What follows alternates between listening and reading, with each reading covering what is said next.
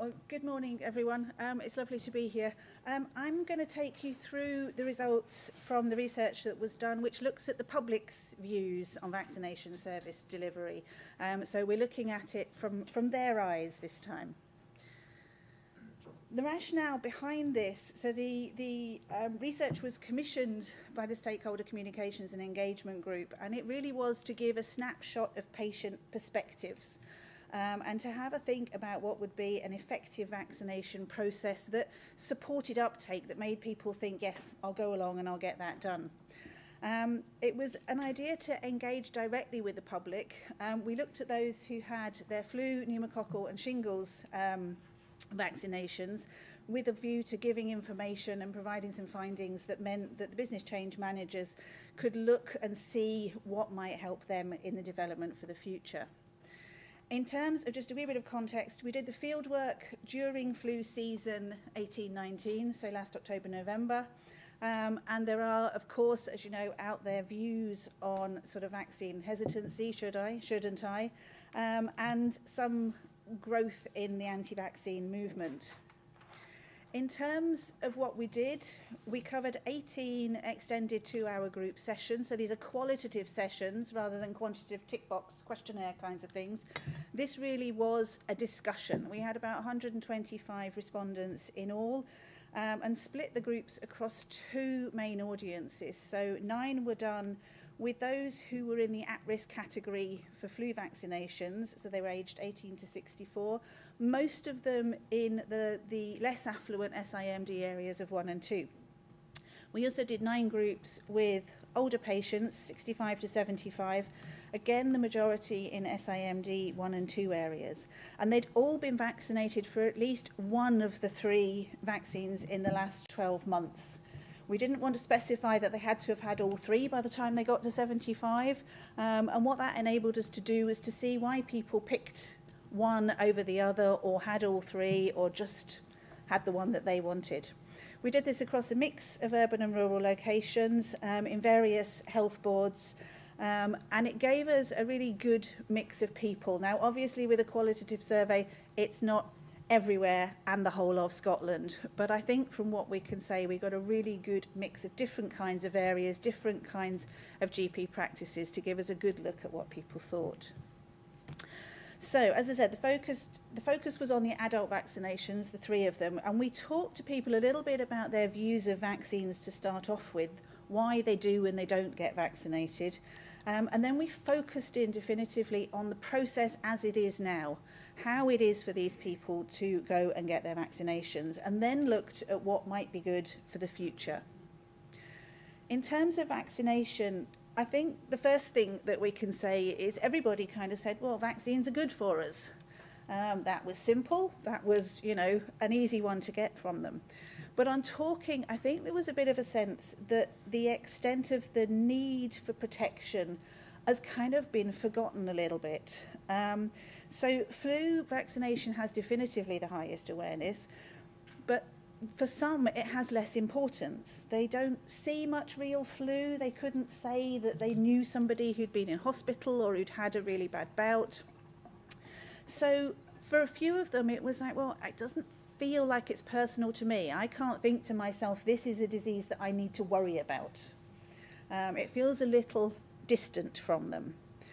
They also sort of said that they felt there wasn't very much drive from the NHS to encourage people. Now, I know what you'll tell me is there's all sorts out there, but coming across, it didn't feel like the conversation from the NHS was, this is a good thing and we should all be doing it. That's where they were at.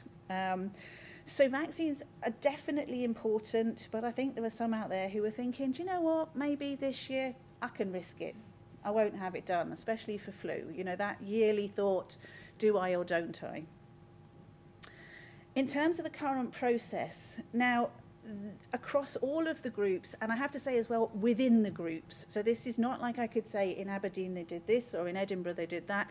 This is within some of the groups. There were so many different approaches as to how these vaccines were delivered, from the invitations through to the aftercare. And that was the first thing that hit me and my fellow colleagues doing it, and also I think within the groups, that thought of, Your GP does that, mine does this.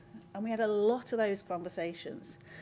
Each GP surgery seemed, to our respondents, to be doing it their own way. So there seemed to be little consistency across the board in terms of whether that was for invitations or whether that was for how it was done and what happened afterwards. In terms of the main issues, what they come up with is, do you know what, I don't think I'm getting the right knowledge about vaccinations. Getting all sorts of the wrong knowledge from all sorts of different other sources, from the media, from stories, from word of mouth, but how much am I getting that is right and tells me the right things? Invites are very hit and miss. I'll come on to that in a little bit more, but if it's hit and miss, do you really want me to do this or do you not want me to do this? That's what comes across. And access to appointments generally, trying to fit either ringing in and getting appointments, getting 2 appointments, it just doesn't work with so many people for so many lives. So the current process does hinder access to vaccinations. In terms of these issues then, let's think about them in a little bit more detail. Inconsistent or a lack of information. So they felt that coming from the NHS, there wasn't sufficient information offered or promoted. They weren't seeing leaflets coming out to them, unlike, for example, for screening, where every time you get a screening invite, there's a leaflet in there. You don't get it the same when you're looking at vaccinations. The wrong information just leads to worries, fears, misunderstandings. You know, what's in it? What about side effects? You know, in lots of conversations about what is this thing with all the different strains, and every year it's different, and some work and some don't. And the news says, well, it didn't work at all last year, so what's the point? All of that kind of information. And that kind of leads to them saying, well, do I take this seriously? And if I'm not sure if I do I bother going and having it done? The invitations, many of the initial invitations were a verbal, you should have this, which is fine in its way, but there are very few formal invitations being sent out. Some surgeries are doing it, but lots aren't. And there's no information with them. As I say, the leaflets don't go out. Pneumococcal and shingles, so often the mentions were that it was basically shoehorned into another appointment. Very often the flu. So if they'd gone in to get the flu injections, it was give me the other arm and I'll do that one while I'm here. Did you know you can have this? And so whilst people are willing to take a healthcare professional's recommendation, they're not exactly doing it on informed consent.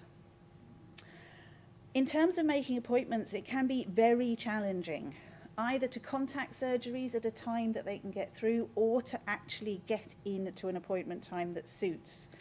And there was another mention that if vaccines aren't in stock, you know, some people were calling every week for 4 weeks until someone said, yep, we've got some, now you can make an appointment. And then don't send me a reminder if you've not got anything there.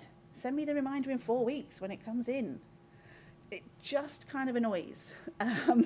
So lots of these challenges push people away from going. And if you've got a really busy life, you know, if you're on the train at 7:30 in the morning, you can't call at 8:30 to try and make an appointment maybe for that day that you don't even know whether you'll get and takes 2 hours to get through to make. It's those kind of things that then people go, what's the point? I'll risk it. I'll chance it. I'll try again next year. In terms of change, the big things that come out are, can we redesign an appointment process that supports uptake? This is what they're saying. Can we have a more efficient patient-centred service, please? And can we have something that offers more personalised call and recall systems, user-friendly appointment services? If we look into the future, this is what we want. So in terms of the recommendations for the future, I'm just going to run through, so this is from all of their thoughts, what they're saying they would kind of like. So in terms of comms, we need hard copy, but we need to be getting really good at electronic formats as well. And we need to think to the future for electronic formats. Apps, or at least an online portal. So many of them are saying this enables you to do all sorts of things. Everything from signposts to other information, notifications, a source for clinic sites. The use of online self-booking appointments. They're like, I could avoid the phone and if you just give me a system I can click on, I'll just put myself in an appointment slot. Don't need to call you at all. They're also saying in terms of especially invitations, we need a tailored choice to each patient. What's the format that best works for them? And that comes across again and again. And we see it in lots of other things in life where services, companies, all sorts say, how do you want to be contacted? And we give them that, you know, we're given that choice, and they're saying, come on, let's get that choice going. In terms of general communications, so overall comms, they want messages that are really going to tell us why vaccination is important, so it appears relevant to them. We need to bring back this reason for doing it, and that it's worth doing for that individual. I think lots of them, it's kind of too easy to push it to somebody else. It's not quite for me. Visible, memorable things that work and stay in the mind. In terms of the programme information, it was really interesting here. They said, let's go back to basics here. I want to know what the vaccine is, what it actually does, why it's important for more than, and in their words, just old people and the vulnerable or ill people who'll end up in hospital anyway. We showed them the ad at one point and for last year, and they kind of said, well, that person was clearly ill. It still didn't relate to them. They want to know as well what it's achieved. They were like, if we don't know what this whole programme of vaccination is doing, then how can you tell whether it's worth it or not? Are less people going to hospital? Are less people getting flu? How are the figures over the years? You know, is the reason we've all kind of not worrying about it so much now is because it's been so successful that we've got to that point we don't need to? You know, why and what's happened? Which strains work, which ones don't? Reminders that just because last year maybe wasn't quite so good, that doesn't mean next year won't be. Be factual and make it about life. And I think the interesting thing here was that they were sort of saying this is not just worst case scenario they want to see. What is actually important is if you say, do you know what, flu could lay you out for 2 weeks, and can you afford to be off work for 2 weeks? Can you get the childcare covered for 2 weeks? Can you afford to have that in the middle of winter with everything else that's going on and in your life? You know, do you, what happens if, rather than almost the hospital situation. They want as well for the NHS to be proactive as, and I put it here, the voice of authority. Be in charge, be the experts, be the people that say we know best and this is why, and we have the information to back it up. Make it the done thing to get vaccinated. In terms of first invitations, they're thing that, and as I said, this needs to be formal. This needs to be a personal letter that says you need to have this, and it needs to be why you need to have this. I can think of one lady who said, she said, I know why I get the flu jab and I can have it. It's because I've got a problem with my liver, but I don't know why I need to get it. And I thought that's exactly the difference. They've just said, you know, you've got a liver problem, you now need a flu jab. But she can't connect the dots as to why. And she said, I don't know. She said, I do because I'm good, but I don't know why I do. It's thinking, you know, why that person needs it. And I suppose that's when they also say, can you focus on that vaccines? Don't tell me about other ones at that point in time. The invite is about this and this alone. A few people suggested as well referring to flu as influenza. Let's get back to the disease that it is and the one that actually makes it sound like it's a bit more serious, rather than, you know, being man flu or something else that we might not take quite so seriously. If it's, the additional information is interesting. They don't necessarily want pages and pages and pages to read, everybody, but those who do want to be able to get hold of it. So we need some sourceable information, and format choice comes in there. If you want leaflets, you get leaflets. If you want a link to somewhere online, go that way. The information itself needs to be quick and simple at getting across what it needs to get across. And it's interesting, even while they say a letter from the doctor is going to make me stop, there are some of them that still want that in an email. So even though the formal letter for some is still there, just send it to me electronically. Reminders, especially, so this is more for flu, this can be really quick, and a quick it's flu jab time is fine for a lot of them, but they're saying just text me that. Some are already getting texts from people. They're saying this is when these things are useful. Text me that that's there. Add a web link so I can go on and ideally just book it in while I'm there. Then I've done it all in that moment. You've done it. put web links in that signpost me to information. Again, a letter might still be needed for some. This goes back to that original tailor that information for the patient. Making the appointment, unsurprisingly, given the conversation that we had about trying to get hold of GP surgeries at times, please make it simple and at our convenience. Some said, okay, if it's got to be there, give us a dedicated phone line so we're not battling everybody else who's trying to get through to a surgery. Develop electronic booking systems. Use drop-in sessions. I don't really mind that, but they've got to be efficient. There were some hysterical stories of drop-in sessions where it didn't really work, and the queues were around the door, and they spent hours trying to wait for flu jabs and things like that. Efficient, good, all fantastic. Opening hours, links in, so it should feel possible to pop in easily for each individual to get this done. So we need to think different hours, early mornings, late nights, Saturdays, and what links into this is then the location. So if you can extend the locations that people can go to, it opens up the times that they can go to get it done. So, for example, if you have to go to your local surgery, but you work an hour away on a commute, you need to be able to go to somewhere where's at work, somewhere near to work in your lunch hour, and you get it done. Not to have to think, I'm on the train from 7:30 in the morning and I get back at 7 at night, how am I ever going to get to my GP surgery? So in terms of locations, what they said was this has to be local and near to me, to wherever I am, I tell you, as well at that point. It has to be easy to get to access, to park. It has to be private, clean, safe, and it has to be able to link into NHS records. So at this point, they're kind of thinking, if I can pop in anywhere, I still need to know that if I've been seen, it all links back and it goes on my records. So GP surgery buildings are a logical choice because that's where you can go. They mention pharmacies, but then they go, usually they're a bit small. Could they cope? Community buildings, town halls, community centres, leisure centres, hotels, function rooms. Not if it seems like they're going to the pub, but otherwise fine with that one. And then they talk about mobile units. Well, blood transfusion services use them. The breast screening service uses them. Why can't you have flu mobile units that go round? Basically, they're like, do you know what? Cost it all out, pick the most effective ones, and then for each area, we'll know this is the place you go to have your vaccines done, to have your vaccinations. And it becomes the place to go, and within any local community, it's known. So who should run this service? Won't be pleased to see it does say the NHS. Definitely the NHS, that was easy, with trained and professional staff, that goes without saying.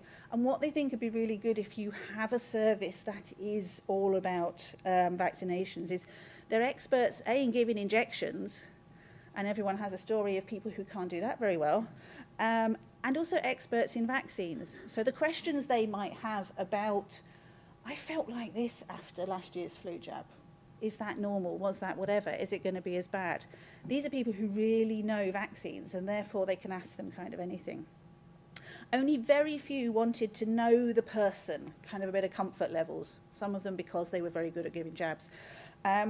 But they kind of said, you know, again, if you've got always the place to go for vaccinations, you might see the same team every year.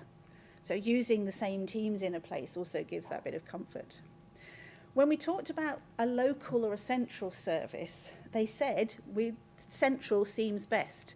Now, I have to add the caveat here that central, they don't kind of think in health boards. So when they're thinking, they're just thinking, for want of a better phrase, NHS Scotland. So it's just the NHS that does this. So they're thinking broadly. This seems to be more efficient, time, expertise and costs. And they kind of say, you know, if you can get this really efficient and good service going, that's going to prove its worth. And if it's Scotland's vaccination service, then again, it's a little bit of this kind of, let's have a buy-in to this. You know, this is there and it's for all of us and we should all take notice of it. On the day, please can it be quick and efficient? It generally is, I have to say. Sometimes really efficient. So there were some of them who said literally the sign outside says, take your coat off, roll up your sleeve, get your arm ready. They go through the door, stand there, they don't even sit down, get the jab, and they're out the other door on the other side and the next one's coming in behind them. So there is a slight worry at that point that actually not so quick and efficient that you couldn't stop and ask a question if you wanted to. And I do think that person kind of said, it was literally like I could have stood on a conveyor belt and they'd have just like got me as I went past. In terms of aftercare, there's not really much that is talked about just at the minute, and it kind of depends on the person giving the injection. What they were saying is if there's not much time and you want to be efficient, then consider a wee takeaway note, a leaflet, a little credit-sized keep me, something that says, thank you, it was important you did this, that reminder, listing any side effects, anything that they might feel.